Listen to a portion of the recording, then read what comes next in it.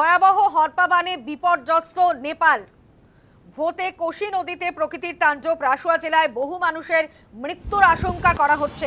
উত্তর নেপালের পার্বত্য জেলা রাসুয়া, সেই ছবি আপনাদের সামনে আমরা রাখছি এই মুহূর্তে। हामीले अब ओहो यार यो पुरै ड्याम फुटेर आएको यो घर गयो यो। ल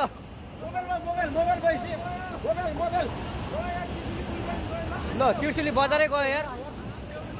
ल गयो यार। ओ ए सिलास यता यता आऊ, यता आऊ, यता यता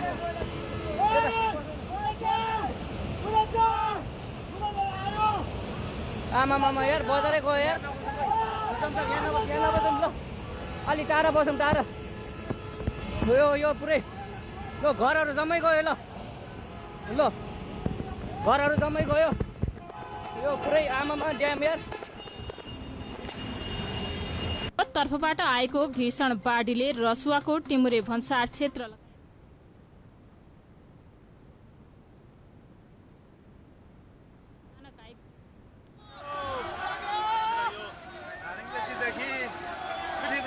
जोड्ने पुल पनि बगेको छ।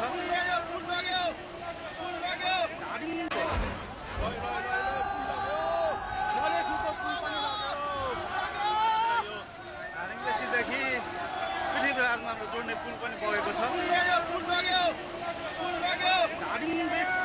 जोड्नको लागि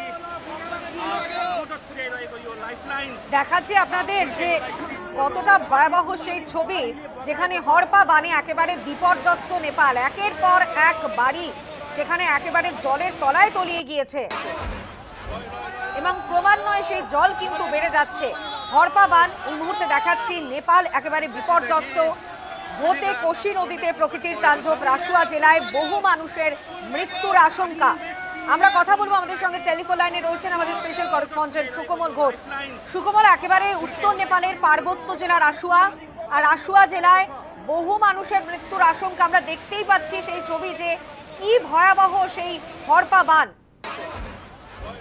দেখো, বুধবার সকালে আনুমানিক প্রায় 8:30-9টার মধ্যে কিন্তু তোতেকাশি যে নদী, সেই নদী সেখানে কিন্তু এই হরপা বান আছে এবং হরপা বানে বলা যায় যে বিপর্যস্ত এলাকায় প্রকৃতির এই ভয়াল তাণ্ডবে ভারত ইতিমধ্যে বিহার এবং উত্তরপ্রদেশকেও সতর্ক করা হয়েছে। পাশাপাশি তোমাকে জানিয়ে রাখি যে তিব্বতে এই সীমান্ত এলাকায় জনজীবন, কাঠের সেতু, ঘর বাড়ি, এমনকি কংক্রিটের সেতু জলের চড়ে প্রায় ধূলিসাৎ বলা যায় যে হরপা বানে একদম শেষ হয়ে গিয়েছে।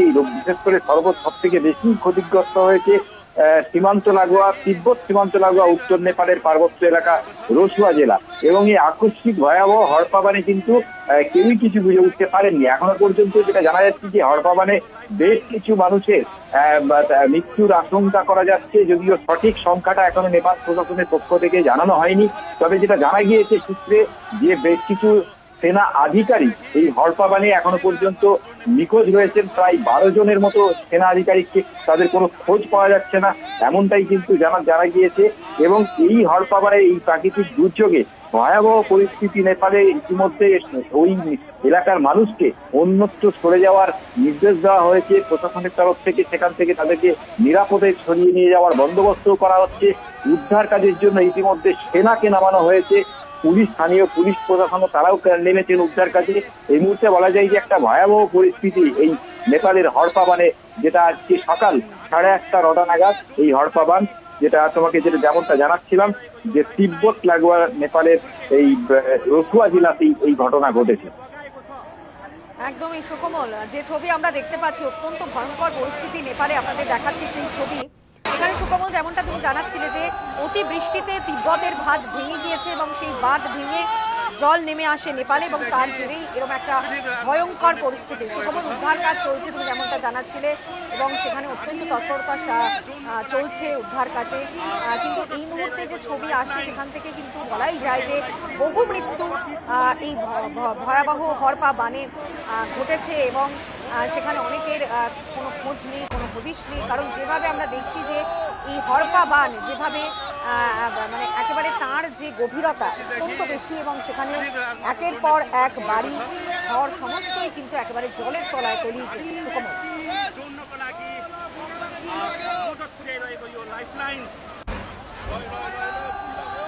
বহু মানুষের ইতিমধ্যেই কিন্তু মৃত্যুর আশঙ্কা করা হচ্ছে। সেই সংখ্যাটা ঠিক কত এখনো পর্যন্ত নেপাল সরকারের পক্ষ থেকে বা স্থানীয় প্রশাসনের পক্ষ থেকে জানানো হয়নি। তবে আশঙ্কা করা যাচ্ছে যে এই হড়পা বানে বহু মানুষের মৃত্যু হতে পারে, কারণ যে ভয়াল রূপ দেখা যাচ্ছে এই হড়কা বানের, তাতে করে কিন্তু বহু মানুষ মৃত্যু হতে পারে। এখনো পর্যন্ত বহু মানুষ এলাকার যাদের নিখোঁজ, যাদেরকে কোনো খোঁজ পাওয়া যাচ্ছে না এবং দুর্গত এলাকার সঙ্গে বলা যায় যে সম্পূর্ণ বিচ্ছিন্ন হয়ে গেছে যোগাযোগ। তাই আকাশ পথে এই উদ্ধার কাজ চালানোর একটা চেষ্টা চালাচ্ছে নেপাল সেনাবাহিনী এবং প্রচুর প্রাণহানি এবং ক্ষয়ক্ষতি হওয়ার আশঙ্কা তো রয়েছে। এবং রাসুয়ার এই ভারী বৃষ্টির কারণে এই বন্যা হয়নি, যেটা হচ্ছে যে হড়পা বানের কারণেই কিন্তু এই বন্যা হয়েছে, এমনটাই ভয়াবহ রূপ নিয়েছে এমনটা বলা যায়।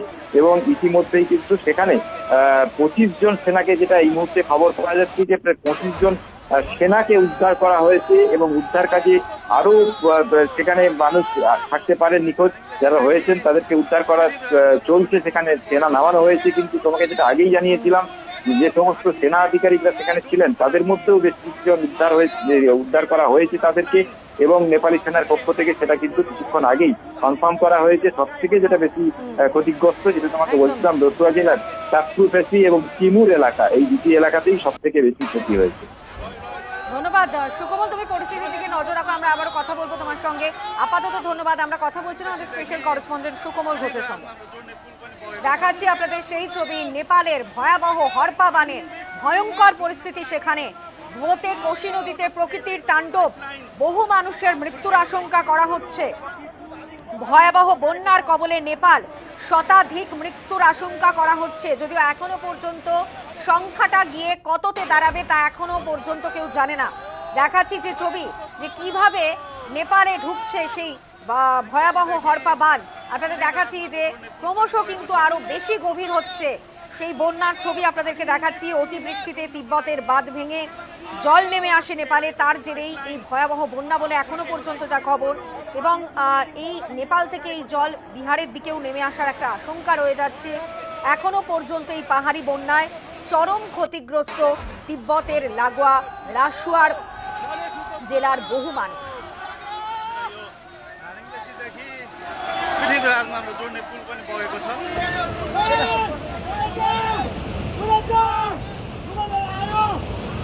आमा यार बजारै गयो यार, यहाँ नबसौँ ल, अलि टाढा बसौँ, टाढा यो पुरै यो घरहरू जम्मै गयो ल घरहरू जम्मै गयो।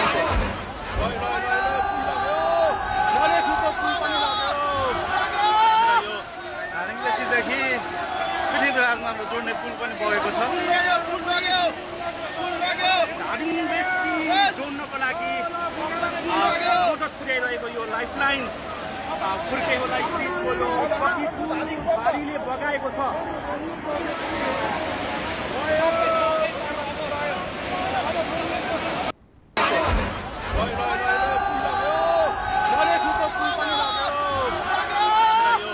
हारिङदेखि पृथ्वी राजमा हाम्रो जोड्ने पुल पनि बगेको छ। हारिङदेखि जोड्नको लागि मोटर पुर्याइरहेको यो लाइफलाइन